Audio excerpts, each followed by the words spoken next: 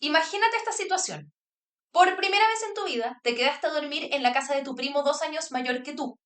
Ya toda su familia se fue a acostar y tu primo, con las luces bajas y con el silencio de la noche de fondo, empieza a contarte una historia de fantasmas, una historia de espíritus que asustan a los vivos, que atormentan a la gente. Tú tienes tan solo 8 años, no te gustan esas historias, pero no puedes evitar escucharla. Estás como hipnotizado a pesar del terror. Además, te da vergüenza decirle a tu primo que pare. Después de un rato, tu primo se ríe de ti, te dice que eres un miedoso y apaga la luz para dormirse. Pero tú no puedes conciliar el sueño, no puedes dejar de pensar en esa historia. Ves sombras en las paredes, escuchas crujidos, las horas pasan lentamente. Sientes un sudor frío corriendo por tu espalda y solo esperas que el día llegue rápido para terminar con esa espera horrible. ¿Te suena conocido? Quizás no viviste esa situación exacta, pero creo que muchos de nosotros sí vivimos la experiencia de escuchar una historia de terror aunque no quisiéramos escucharla y quedarnos pensando en ella. Pero no eres solo tú. Esta es una experiencia compartida por miles de personas y sobre todo por los europeos del siglo XIX. Hoy vamos a hablar de la invención del terror.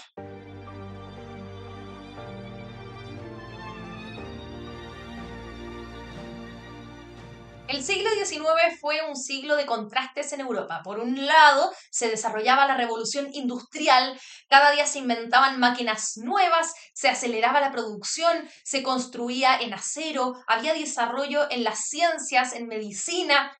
Parecía que el hombre podía conquistar el mundo entero. Bueno, literalmente los europeos conquistaron el mundo entero, pero también en el sentido de conquistar áreas del saber que antes estaban ocultas. Pero la otra cara de la moneda es que mientras todo avanzaba hacia el progreso, la sociedad europea se obsesionaba con la muerte, con los cuerpos en descomposición, con lo tenebroso, lo macabro y lo sobrenatural. ¿Por qué una época tan fascinada con el progreso y el futuro estaba también tan obsesionada con la muerte? Antes de explicarte eso, quiero que me cuentes en los comentarios cuál es tu película de terror favorita. Yo no soy muy de películas de terror, así que me sirven tus comentarios para saber qué películas evitar. Lo he mencionado en otras ocasiones, pero el siglo XIX fue el siglo del romanticismo, esta corriente intelectual que buscaba alejarse del racionalismo extremo de la ilustración para buscar las emociones fuertes y profundas e intensas.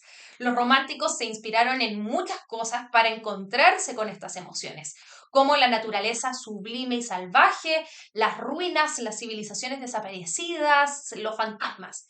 En el siglo XIX abundaban las pinturas de castillos en ruinas, de paisajes con neblina, de dramas intensos. Pero no era suficiente. Había que sentir más. Y de esta melancolía y amor por la luz de la luna pasaron al otro extremo. Fascinación con el mundo de la muerte, con lo decadente y putrefacción.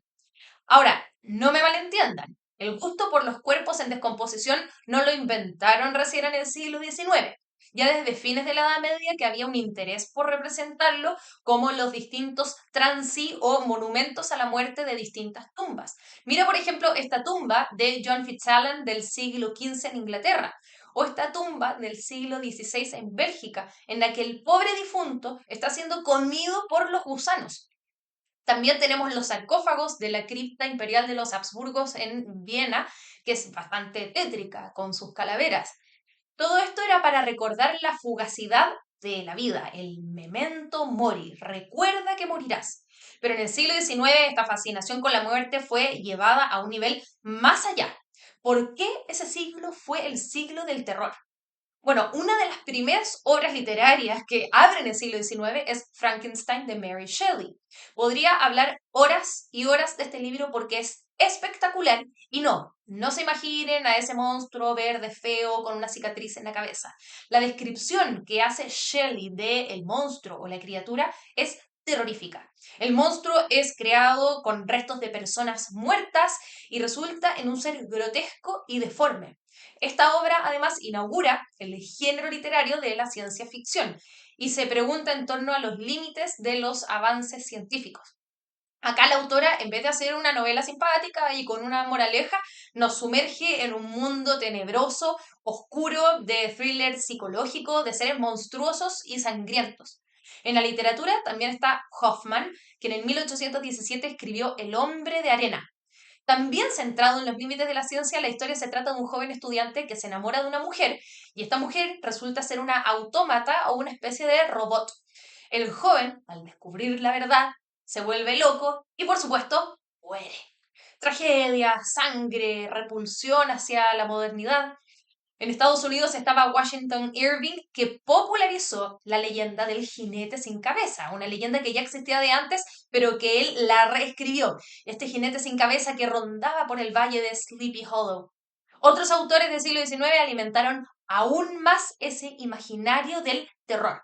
Edgar Allan Poe fue el autor de la oscuridad. Antes de él, las novelas góticas hablaban de castillos abandonados y fantasmas, pero Poe lo llevó a otro nivel. Pesadillas, enfermedades, putrefacción y melancolía. Todos estos elementos se unían para crear historias de horror psicológicas y macabras. ¿Cómo la gente vivía ese culto, fascinación con lo macabro en su día a día? Para responder a esto, tenemos que irnos a Inglaterra, a la era victoriana. Durante el siglo XIX en Inglaterra se volvió cool este amor por lo horroroso y por la muerte. Se estilaba que la gente vistiera un luto rigurosísimo tras la muerte de algún ser querido, y esto se popularizó en gran medida gracias a la reina Victoria. Además, se pusieron de moda las joyas de muerte. Eran joyas o con pedazos o recuerdos de las personas fallecidas. Era normal que la gente llevara relicarios con mechones de pelo, anillos con dientes, prendedores y otros objetos visibles que les recordaran constantemente la muerte de alguien. No eran raras las fotografías post-mortem. Y aquí vemos la interesante unión entre las nuevas tecnologías y la muerte. Algunos cementerios se convirtieron en verdaderos paseos, en verdaderos parques donde la gente iba a caminar entre los mausoleos que estaban decorados con, por supuesto, cráneos, ángeles llorando y esculturas que recordaban la tristeza de la muerte. Era una época con una mayor tasa de mortalidad que ahora y estas prácticas ayudaban a sobrellevar el duelo, que no era una práctica privada, sino que era una práctica pública y también estética. La misma arquitectura reflejó ese ideal romántico del pasado y el misterio. Las casas victorianas se construían con altas torres, ventanas estrechas, algunas eran decoradas con gárgolas y vitrales. Este tipo de viviendas también se convirtieron en el escenario de múltiples relatos góticos y de terror. En el siglo XIX se volvió común también el terror a ser enterrado vivo, y este tema se representó múltiples veces en la literatura y en el arte. También se popularizaron las sesiones de espiritismo. Todos querían tener una conexión con el más allá y con los fantasmas. Pero esto no solo ocupó a la gente en su día a día, sino que también llegó a las esferas académicas. En las universidades también la fascinación por la muerte y la ciencia tuvieron un rol esencial. A lo largo del siglo se llevaron a cabo experimentos que buscaban comprobar la teoría galvanista propuesta por el médico Luigi Galvani, quien proponía que el movimiento de los músculos se realiza mediante electricidad.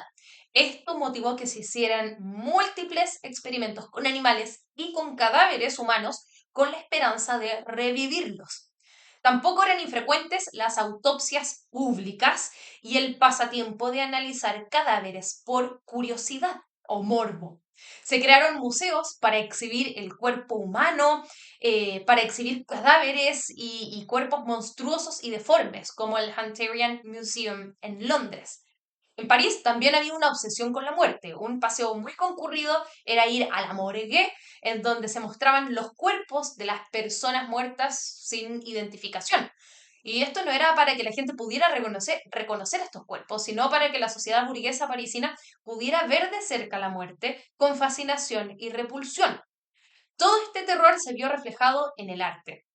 Escenas de monstruos, de cuerpos muertos, de decadencia, de belleza pasada, se mezclaban con las imágenes de cementerios y de ruinas. O sea, miremos algunos ejemplos de Caspar David Friedrich. Al verlo, solo siento melancolía, soledad y un poco de terror por el misterio y lo desconocido. Lo terrorífico se volvió pop. La gente vivía, veía y se movía en un mundo en el que se les recordaba constantemente la muerte, la putrefacción, lo perecible. La revista británica Penny Dreadful era una revista dirigida a la clase obrera.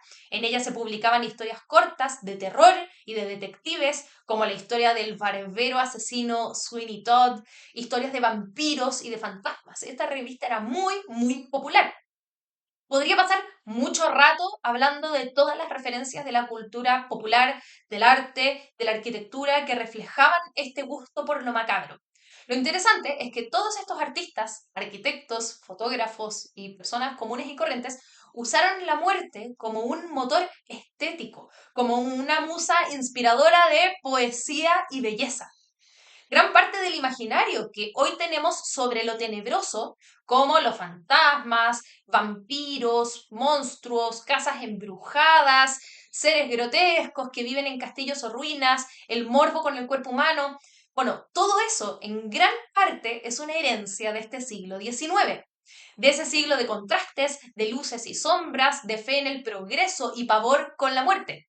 Incluso la celebración de Halloween, si bien es una celebración muchísimo más antigua, se alimenta hoy en gran medida de ese imaginario del siglo XIX. Y en realidad es algo que es muy humano. Los antiguos egipcios no levantaron enormes pirámides y realizaban esos complejos rituales mortuorios porque estuvieran muy tranquilos con la muerte. No, los egipcios estaban aterrados con la muerte. Y nosotros también. Nos fascinamos con lo macabro, lo misterioso y lo inentendible. Todos nosotros en algún momento fuimos ese niño que les conté al principio que escuchaba la historia de terror del primo, pero quizás en otras circunstancias. Todos nos hemos detenido más de lo que nos gustaría en lo horroroso y lo grotesco. Recuerdo que hace unos años no pude despegar la vista de un halcón que cazó una ardilla frente a mis ojos y se la empezó a comer viva, mientras el pobre animalejo chillaba mientras lo descuartizaban. ¿Yo quería ver eso? No. ¿Me quedé mirando por un simple interés zoológico? Poco. Lo miré por morbo. Y yo sé que tú también lo hubieras visto entero. Cuéntame en los comentarios qué película de terror te ha marcado más. No te olvides de seguir a Somos la Historia en Instagram, de revisar los cursos online y productos en somoslahistoria.com y espero que consigas muchos dulces en Halloween. Adiós.